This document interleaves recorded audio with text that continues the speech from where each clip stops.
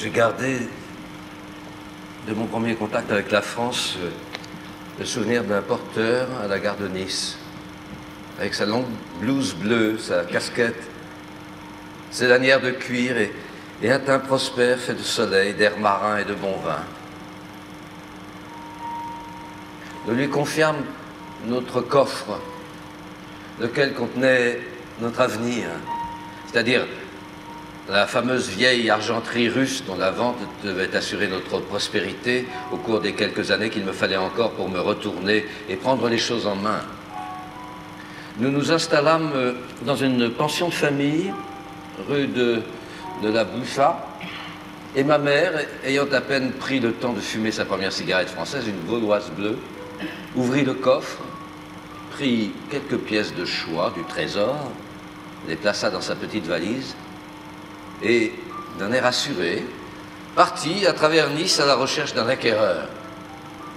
Quant à moi, brûlant d'impatience, je courus renouer mon amitié avec la mère. Elle me reconnut tout de suite et vint me lécher les doigts de pied. Lorsque je revins à la maison, ma mère m'attendait. Elle était assise sur le lit et fumait nerveusement. Dans tous les magasins où elle s'était présentée avec des échantillons de notre trésor, elle n'avait rencontré que l'accueil le plus froid. Les prix qui lui étaient proposés étaient complètement ridicules. Naturellement, elle leur avait dit ce qu'elle pensait d'eux. Tous ces bijoutiers étaient des voleurs patentés qui avaient essayé de la piller. D'ailleurs, aucun d'eux n'était français. Ils étaient tous arméniens, russes, peut-être même allemands. Demain, elle allait s'adresser à des magasins français dirigés par de vrais Français et non par des réfugiés douteux des pays de l'Est que la France n'aurait jamais dû laisser s'établir sur son territoire, pour commencer. Au cours de cette première quinzaine, ma mère livra et perdit un combat épique pour la défense et l'illustration de la vieille argenterie russe. C'était une véritable éducation des bijouteries et orfèvres de Nice qu'elle tenta de procéder.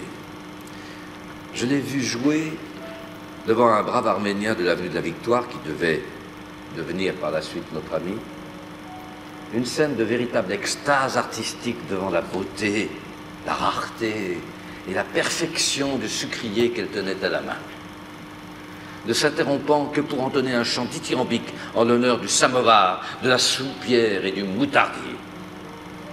L'Arménien, les sourcils levés, son front illimité, libre de tout obstacle chevelu, glissé des 1000 rides de l'étonnement, suivait d'un regard médusé le mouvement que la louche décrivait dans les airs, que la salière exécutait, pour assurer ensuite ma mère de l'estime considérable dans laquelle il tenait l'article en question, sa légère réserve portant uniquement sur le prix, lequel lui paraissait 10 ou 12 fois plus élevé que la valeur courante de l'objet. Devant une telle ignorance, ma mère remettait son bien dans la valise et quittait la boutique sans un mot d'adieu. Elle n'eut guère plus de succès dans le magasin suivant, tenu celui-là par un couple de bons Français bien nés, où, plaçant sous le nez du vieux monsieur le petit samovar admirablement proportionné, elle évoqua, avec une éloquence virgilienne, l'image d'une belle famille française réunie autour du samovar familial. Ce à quoi le charmant monsieur Sérusier, lequel devait par la suite employer ma mère souvent, lui confiant des objets à la commission, répondit en hochant la tête: « Madame, le samovar n'a jamais su s'acclimater sous nos climats, sous nos latitudes. » Ce fut dit avec un tel air de regret navré que je crus presque voir le dernier troupeau de samovars mourant dans les profondeurs de quelques forêts françaises.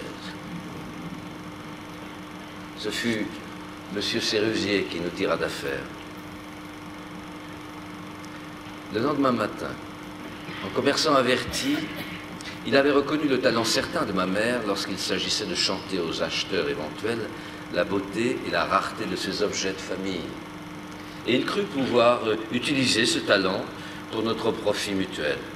Il nous avança de l'argent Et bientôt, ma mère commença à faire le tour des palaces de la côte, offrant à la clientèle du Winter Palace, de l'Ermitage ou du Negresco les bijoux de famille qu'elle avait emportés avec elle dans l'émigration, et dont un grand-duc russe de ses amis, à la suite de certaines circonstances, était obligé de se séparer discrètement. Nous étions sauvés. D'autres commerçants lui confièrent également leurs objets, et peu à peu, marchant inlassablement à travers la ville, ma mère put subvenir entièrement à nos besoins.